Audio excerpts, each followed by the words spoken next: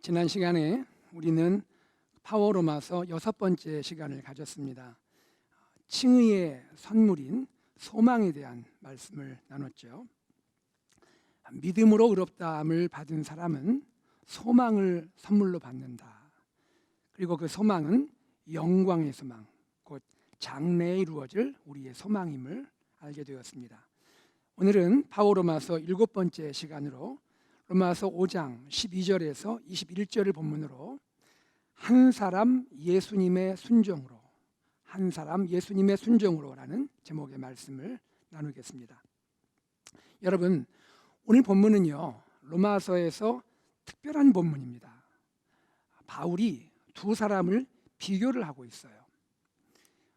보통 우리가 비교라고 말하면요, 영어로는 comparison인데요, 이 비교라 하면 두 대상의 비슷한 점, 또 닮은 점을 찾는 것을 비교라고 하죠. 이에 비해서 대조라는 표현이 있죠. contrast. 대조라는 것은 두 대상의 차이점, 또 다른 점을 확인하는 것을 대조라고 하지 않습니까?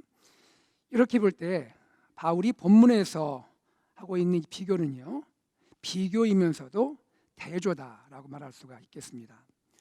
두 사람의 비슷한 점, 닮은 점을 보여주기도 하고, 또한 두 사람의 차이점 혹은 다른 점을 보여주고 있는 것입니다.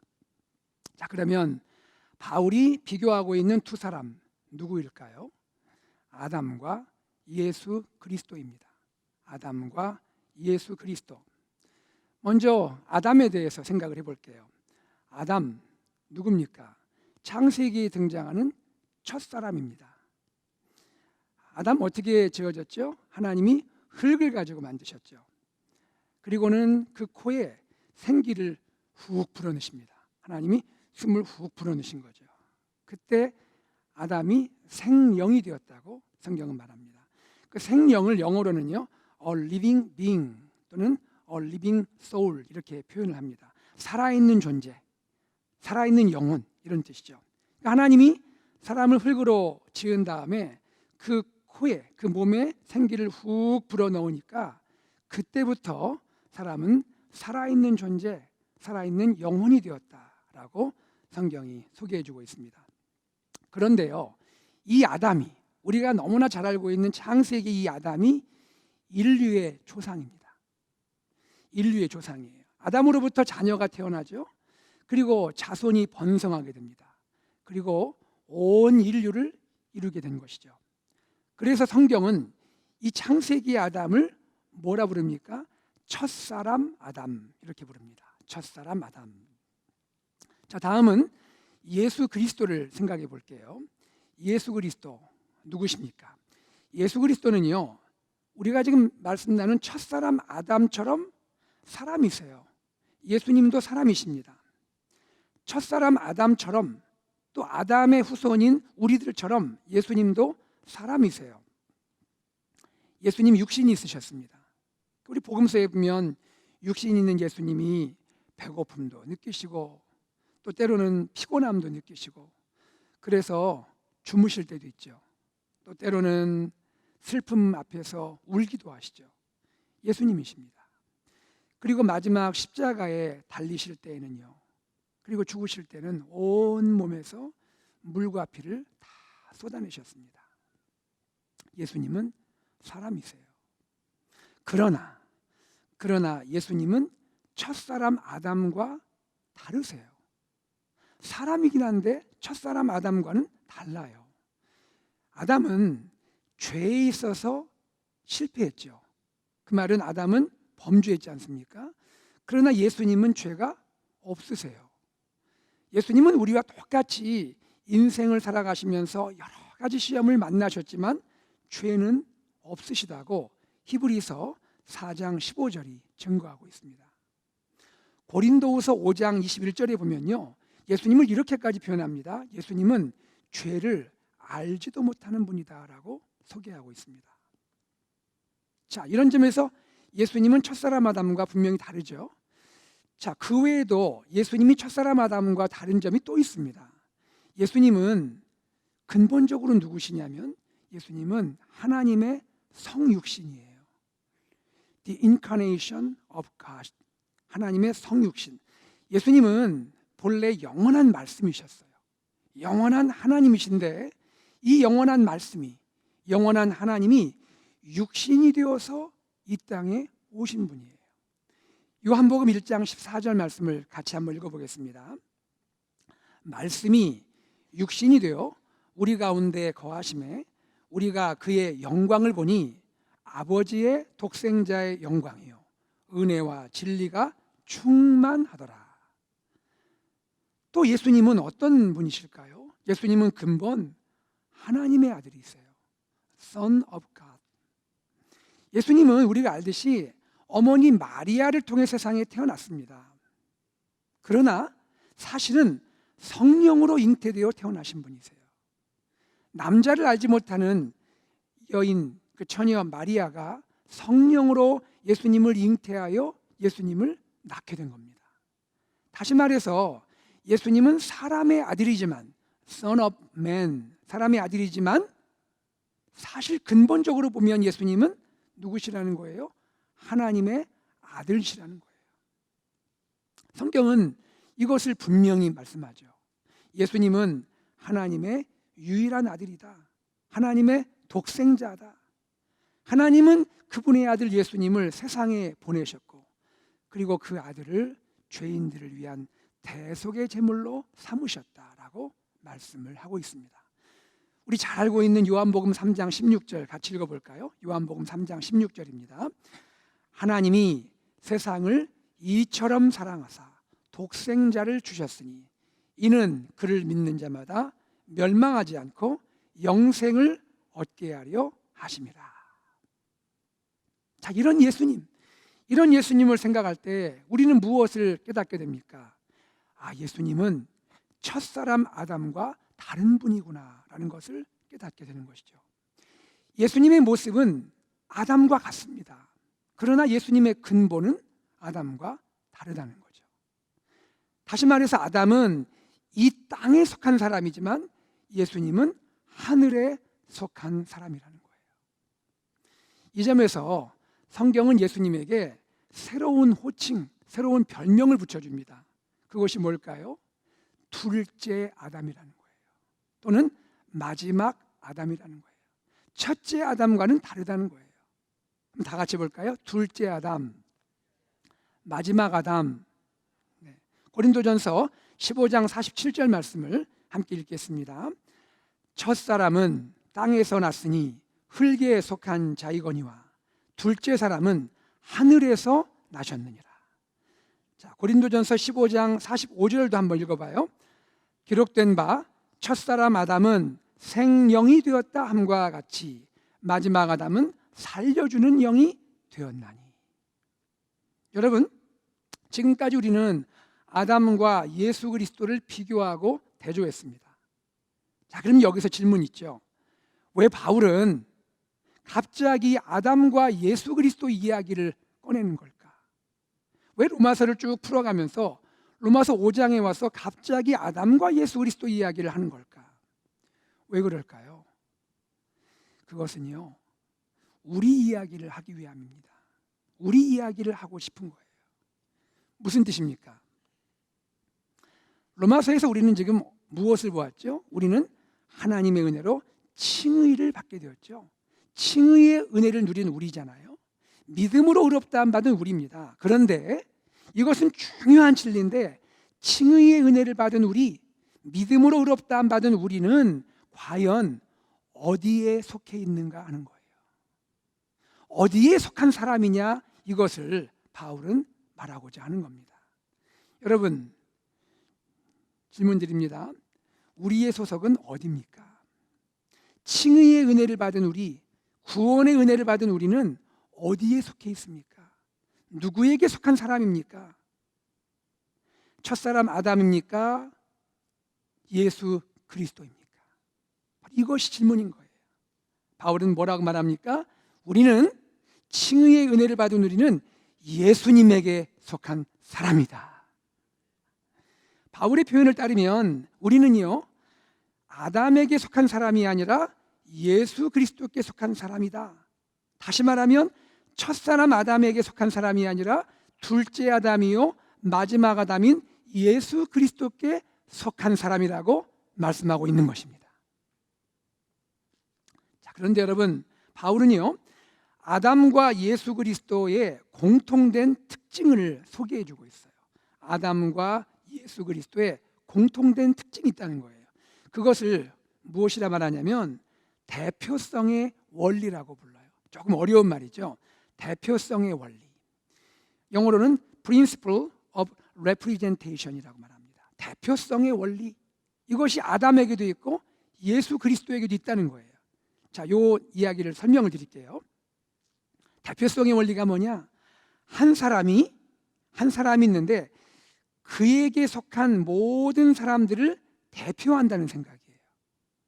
마치 가정에서 가장이 가족들을 대표하지 않습니까? 그런 것 같은 거죠. 특별히 그 바울 당시에는요 유대인 세계에서 이런 생각이 유행했다고 그래요. 한 개인의 행위가 동시에 다른 많은 개인의 행위로 여겨줄 수 있다, 이런 생각이 유행했다고 합니다. 이런 점에서 볼 때 한 개인의 행위는 대표적인 성격을 갖는단 말입니다. 자, 대표성의 원리로 볼 때 아담은 어떻게 설명할 수 있습니까? 아담은 그로 인해서 태어날 모든 후손, 즉 인류의 대표가 되는 거예요. 예수 그리스도는 어떻습니까? 예수님은 새 인류의 대표예요. 새로운 인류의 대표예요. 무슨 뜻입니까? 예수님 안에서 태어날, 예수님 안에서 중생할, 예수님 안에서 거듭날 모든 사람의 대표가 예수님이라는 거예요. 그런데요, 이 대표성의 결과를 보면, 아담과 예수 그리스도 그 대표성의 결과를 보면요, 아담과 예수 그리스도는 정반대예요. 어떻게 이렇게 반대인지 모르겠어요. 아담과 예수 그리스도는 정반대예요. 자, 아담을 생각해 보겠습니다. 아담은 범죄했죠. 아담 한 사람이 불순종하지 않았습니까? 에덴 동산에서 하나님 명령을 불순종했죠. 범죄했죠. 그로 인해서 아담에게 속한 모든 사람이 죽음에 이르게 됩니다. 사망에 이르게 되는 거예요. 아담 한 사람의 불순종으로 인해서 그의 후손, 인류 전체가 사망, 곧 죽음을 경험하게 되는 것입니다. 그런데 아담의 후손, 즉 인류 전체에게 임한 이 죽음, 사망이 얼만큼 위력이 있는지 아십니까? 이 위력을 가리켜 바울은 왕노릇한다라고 표현합니다. 왕노릇한다. 자, 로마서 5장 17절 앞부분을 함께 읽겠습니다. 한 사람의 범죄로 말미암아 사망이 그 한 사람을 통하여 왕노릇하였은즉. 왕노릇하다, 좀 이게 낯선 표현이에요. 왕노릇하다. 어떤 의미일까요? 다스리다, 통치하다. 영어로는 reign, 이런 뜻입니다. 자, 그런데 생각해 보세요.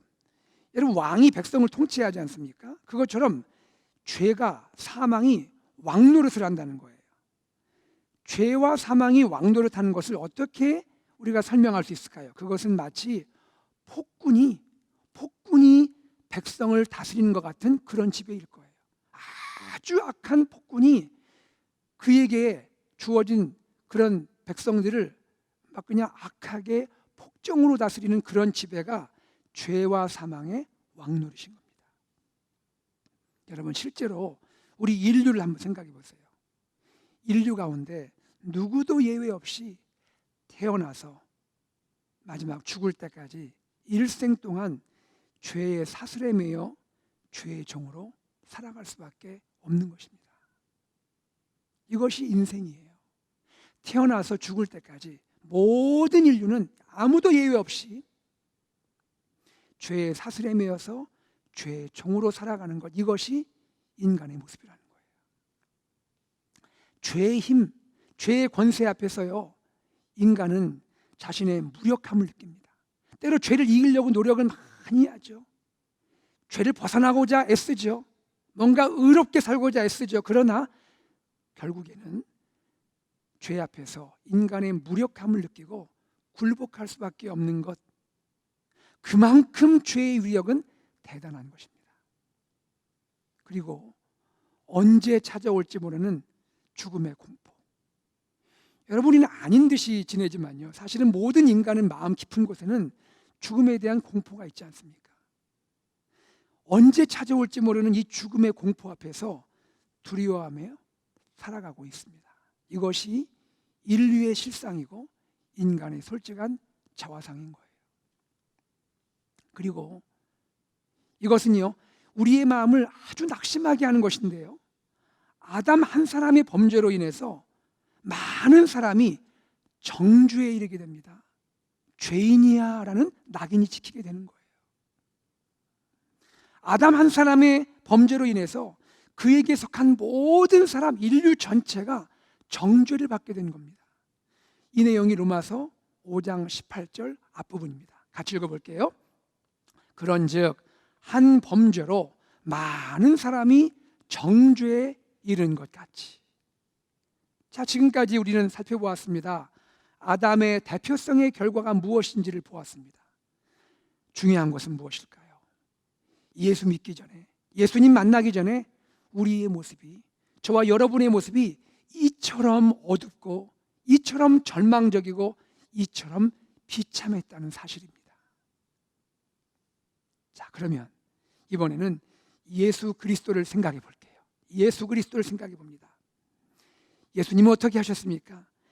예수님 한 사람의 순종으로 인해서, 예수님이 하나님 앞에서 온전하게 순종하신 그 순종으로 인해서 그에게 속한 모든 사람이 생명에 이르게 된 것입니다. 예수님 한 사람의 순종으로 인해서 생명, 즉 영원한 생명이 예수님 안에 있는 모든 사람에게 주어진 것을 믿으시기를 바랍니다. 예수님 안에 있는 사람들에게 임한 은혜의 크기가 어느 정도일까요? 조금 전에 우리는 죄의 위력을 받잖아요. 이번에는 예수님 안에 있는 사람들에게 임한 은혜의 크기가 어느 정도일까요? 어느 정도의 은혜가 예수님 안에 있는 사람에게 임할까요? 바울은 똑같은 표현을 사용합니다. 왕노릇한다라고 말합니다. 왕노릇한다. 로마서 5장 21절을 읽겠습니다. 로마서 5장 21절입니다. 이는 죄가 사망 안에서 왕노릇한 것 같이 은혜도 또한 의로 말미암아 왕노릇하여 우리 주 예수 그리스도로 말미암아 영생에 이르게 하려 함이라. 여러분, 은혜도 뭐 한다는 거예요? 왕노릇한다는 거예요. 여러분, 죄와 죽음도 왕노릇하듯이 은혜도 왕노릇을 한다는 거예요. 그럼 은혜가 왕노릇한다? 어떤 상태일까요? 은혜가 왕처럼 통치한다? 어떤 상태일까요? 15절에 몇 가지 단서가 나옵니다. 은혜와 선물이 넘쳤느니라. 20절에 보면 은혜가 더욱 넘쳤나니, 이런 표현을 합니다. 이런 표현을 생각해 본다면 은혜의 왕노릇은 이런 것이 아닐까 싶습니다.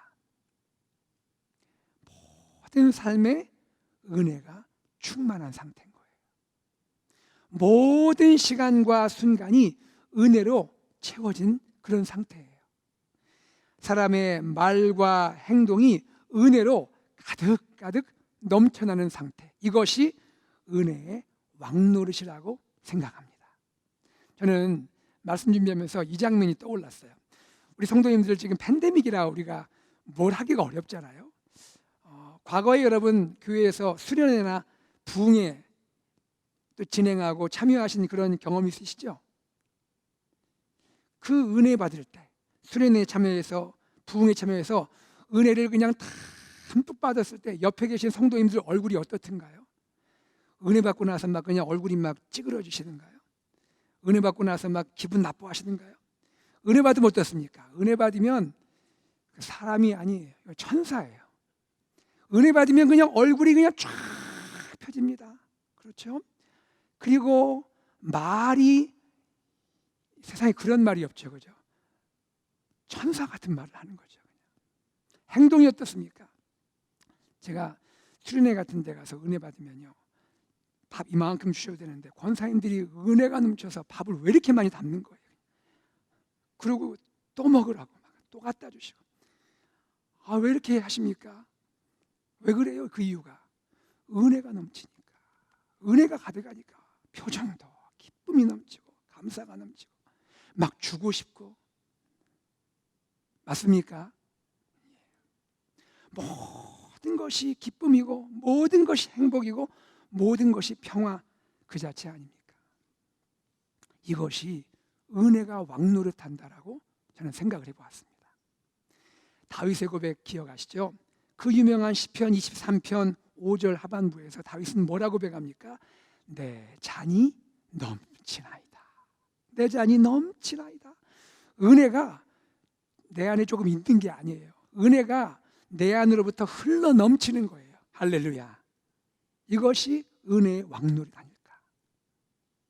그리고 이것은요, 우리에게 희망을 주는 것인데요, 예수님 한 사람이 의의 행동을 하지 않습니까? 하나님 앞에서 의로운 행동을 합니다. 그런데 예수님 한 사람의 이 의의 행동으로 인해서 많은 사람이 의롭다고 인정을 받는 거예요.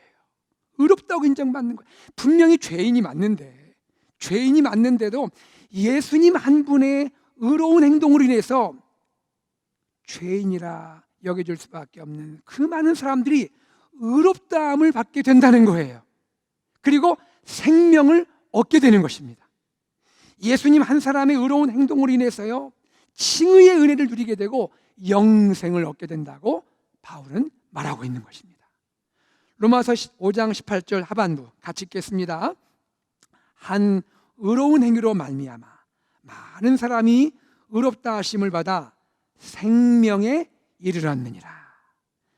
자, 지금까지 우리가 살펴본 내용이 예수 그리스도의 대표성의 결과예요. 예수님의 대표성의 결과예요. 그리고 중요한 것은 무엇입니까? 예수님을 믿은 후에, 예수님을 만난 후에 우리의 모습이, 저와 여러분의 모습이 이처럼 밝고 희망적이고 환희에 차 있다는 사실입니다. 아멘입니까? 옆에 계신 분 우리 얼굴을 한번 보겠습니다. 자, 과연 밝고 희망적이고 환희에 차 있는지, 아니면 어둡고 무겁고 절망에 빠져 있는지 한번 옆에 분 보십시오. 자, 환희에 차 있습니까? 기쁨에 가득합니까? 왜 그렇습니까? 우리에게 누구에게 속해 있기 때문입니까? 예수 그리스도에게 속해 있기 때문입니다. 이처럼 대표성의 원리는 아주 중요해요. 그런데 여러분, 여기서 우리가 한 가지 좀 깊은 생각을 하면 좋겠어요. 특별히 아담의 대표성과 관련해서 생각을 하면 좋겠습니다. 아담의 대표성. 어떤 분은 마음에 이런 질문을 하실 수 있어요. 목사님, 알겠습니다. 지금까지 그 내용은 알겠는데, 그런데 죄를 짓는 거 보면 우리 각각의 사람이 자기의 자유의지를 가지고 죄 짓는 거 아닙니까? 각자 자기의 자유의지를 가지고 죄 짓는 거 아닌가요? 라고 물을 수 있습니다. 어떻습니까? 맞습니다. 그렇습니다. 각자 자기의 자유의지를 가지고 죄 짓는 거예요. 누가 막 죄 지으라고 떠미는 거 아닙니다. 하지만요, 여기서 생각할 부분이 있습니다. 사람은 죄를 짓기 전에 이미 죄를 지을 수밖에 없는 본성, 죄를 지을 수밖에 없는 성향을 사람 자신 안에 갖고 있는 거예요. 이것을 초대교회의 교부인 어거스틴은요, 원죄라고 말합니다. 원죄, 오리지널 신이라고 말합니다. 이 원죄는 어디서부터 올까요? 우리 조상들로부터 내려와요. 근데 근원적으로 어디부터 올까요? 첫사람 아담으로부터 유전된 죄인 것입니다. 이 죄가 우리의 마음에 내재하고 있는 거예요. 여러분, 다윗이요, 시편 51편에서 자신 안에 원죄를 고백하고 있습니다. 자, 그 내용 우리가 생각해 보겠는데요. 시편 51편입니다. 시편 51편은 특별히 다윗이 범죄한 후에, 밧세바와 간음 범죄를 한 후에 하나님 앞에서 자신의 죄를 통회하면서 지은 시입니다. 자신의 죄를 애통해하면서 지은 시가 시편 51편인데요. 그 중에 51편 5절을 우리 다윗의 심정으로 함께 읽겠습니다.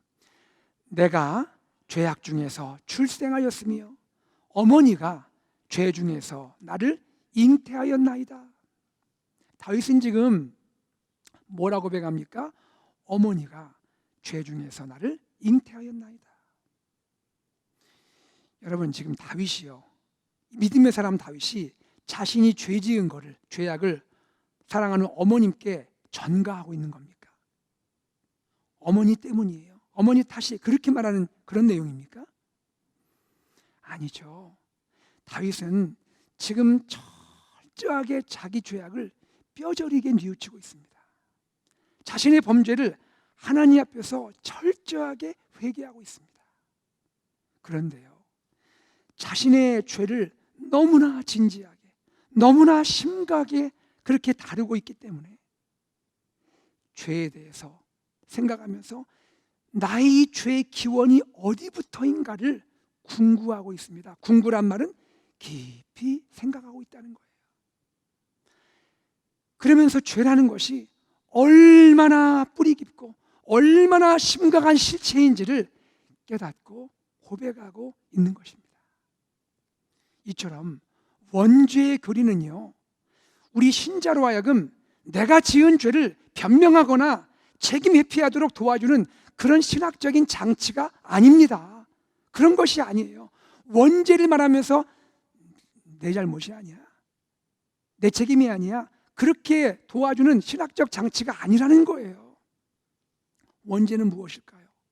오히려 나의 죄를 아픈 마음으로, 상하고 슬픈 마음으로 바라보고 하나님 앞에서 나의 죄악을 진지하게 회개하면서, 그러면서 나의 죄의 뿌리는 무엇인가, 나의 죄의 뿌리를 생각하고 나는 근본적으로 하나님 앞에서 희망이 없는 죄인이라는 것을 고백하는 것, 바로 그것이 원죄의 내용인 거예요. 그리고 그렇기 때문에 반대로 말하면 하나님의 은혜만이 나의 구원일 수밖에 없습니다. 하나님의 은혜만이 나의 구원일 수밖에 없습니다 라면서 하나님의 전적인 은혜를 구하며 나가는 것, 이것이 원죄의 교리의 핵심적인 가르침인 것을 믿으시기를 바랍니다.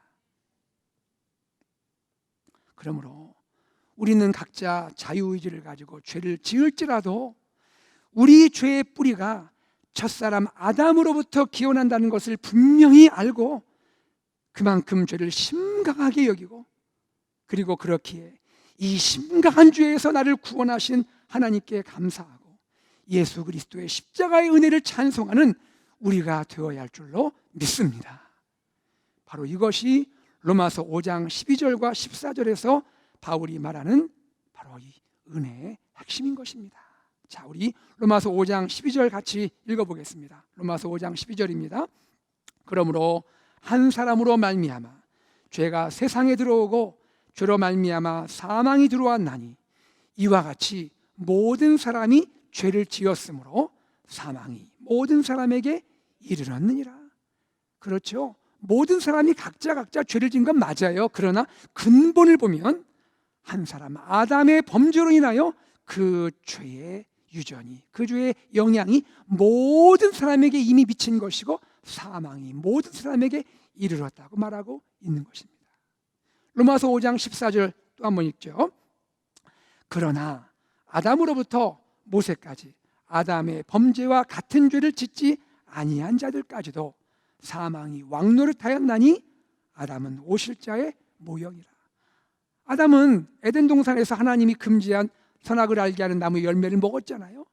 그의 후손들은 에덴 동산에 있지 않았습니다. 다 쫓겨났습니다.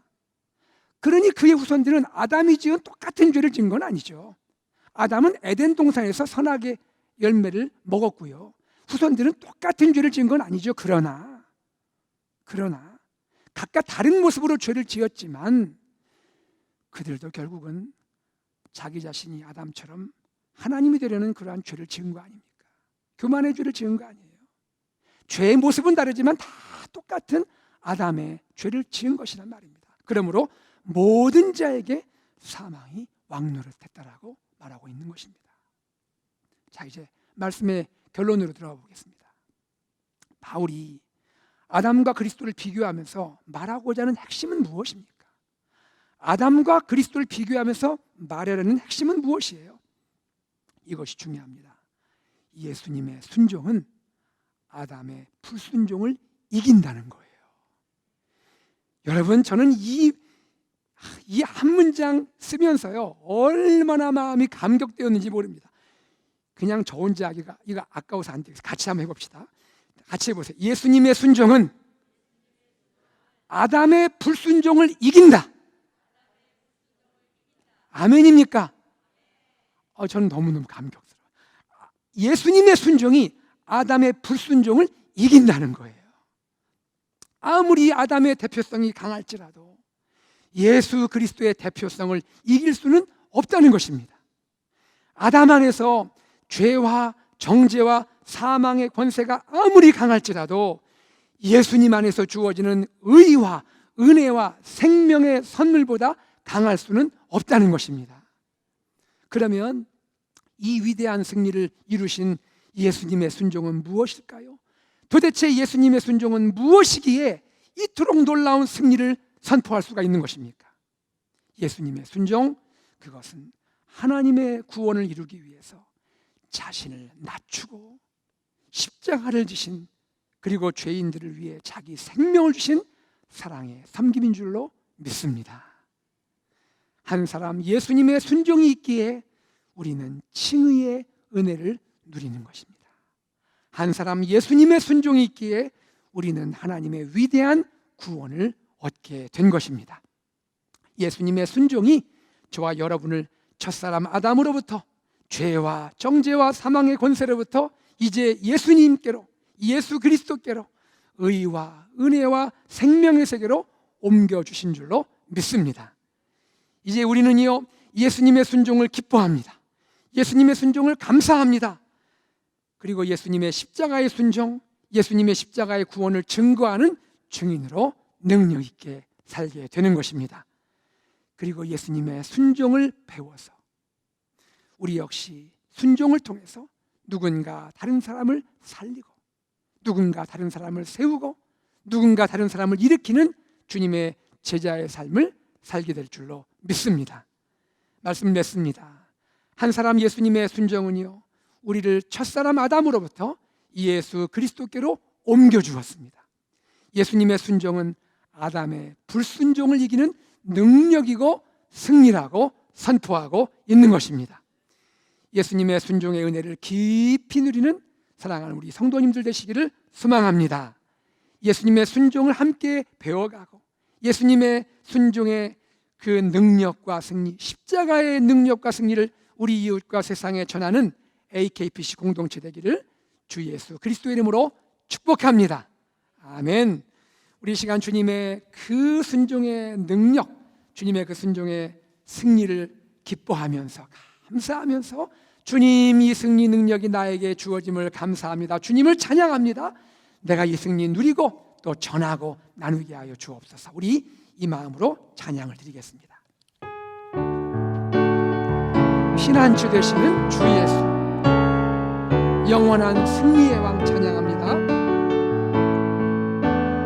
피난처 되시는 주 예수, 영원한 승리의 왕. 주님의 얼굴을 구할 때, 주님의 얼굴을 구할 때 주의 빛 비추시네. 전쟁은 주님께 속했네.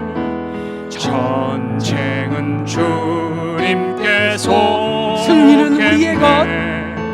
승리는 우리의 것. 예수의 이름을 높이며 예수의 이름을 높이며 영원히 찬양하리. 손 들고 찬양합시다. 주님의 임재에, 주님의 임재에 온 땅은 들리고 우리 기도에 하늘 문 여시네.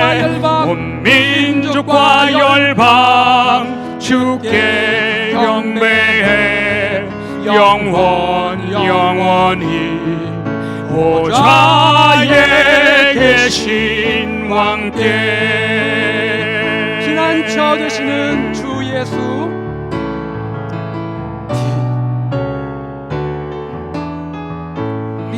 이름으로 찬양합니다. 피난처 되시는 주 예수, 영원한 승리의 왕. 주님의 얼굴을 구할 때, 주님의 얼굴을 구할 때 주의 빛 비추시네. 전쟁은 주님께 속했네. 전쟁은 주님께 속했네. 승리는 우리의 것. 승리는 우리의 것. 예수의 이름을 높이며 예수의 이름을 높이며 영원히 찬양하리.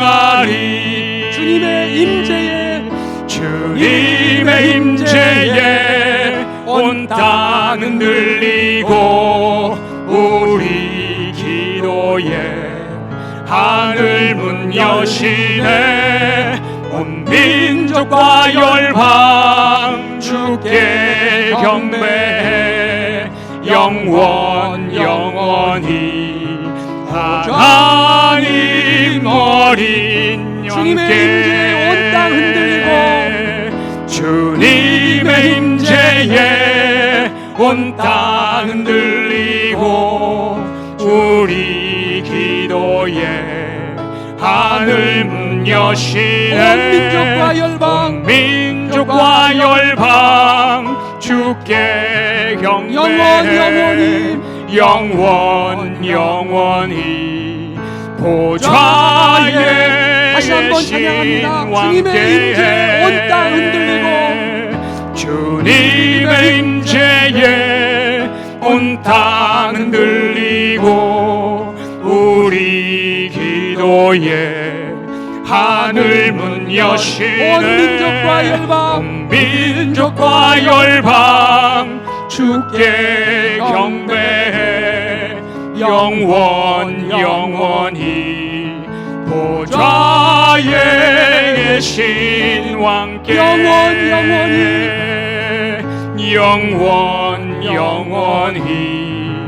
보좌에 계신 왕께 영원히 보좌에 계신 왕께 영원히 보좌에 계신 왕께.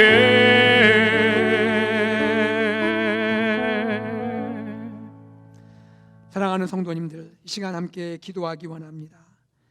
죄와 사망의 사슬에 매여서 일생 종노릇하며 살 수밖에 없는 우리를 누가 건져주셨습니까? 누가 우리를 첫사람 아담으로부터 예수 그리스도께 우리의 소속을 옮겨주셨습니까? 예수 그리스도이십니다. 주님이 십자가에서 순종하신 그 능력입니다. 그 승리를 우리는 누리고 있는 것입니다. 주님께 감사합시다. 하나님, 나의 일생 주님의 승리 찬양하게 하여 주시옵소서. 하나님, 이제 예수 안에 살게 하여 주시옵소서. 주님처럼 순종하는 삶을 살게 하시고 이 주님의 십자가 승리 전하게 하여 주시옵소서. 다 같이 기도하겠습니다. 하나님 아버지, 주님께 감사하며 찬송과 영광을 올려드립니다. 아버지 감사합니다. 주님 높여드립니다. 아버지 하나님 감사합니다. 하나님 아버지 감사합니다. 하나님 아버지 주의 하나님 일생 종교를 없는 자 우리를 구원해 주시며 감사합니다. 하나님, 우리는 아버지 첫사람 아담에게 속하 일생 종노릇 하며 멸망 가운데 빠져서 우리인데 우리 주 예수 그리스도의 순종으로 말미암아 주님의 십자가의 사랑과 순종으로 말미암아 우리를 건져 주셨습니다. 주님을 찬양합니다. 하나님 감사합니다. 내가 주님께 속한 자임을 알고 감사하며 그리스도 예수께 살며 하나님의 기쁨 누리며 감사하며 승리를 나누며 전하며 우리도 승중의 삶이 하여 주시옵소서. 감사합니다.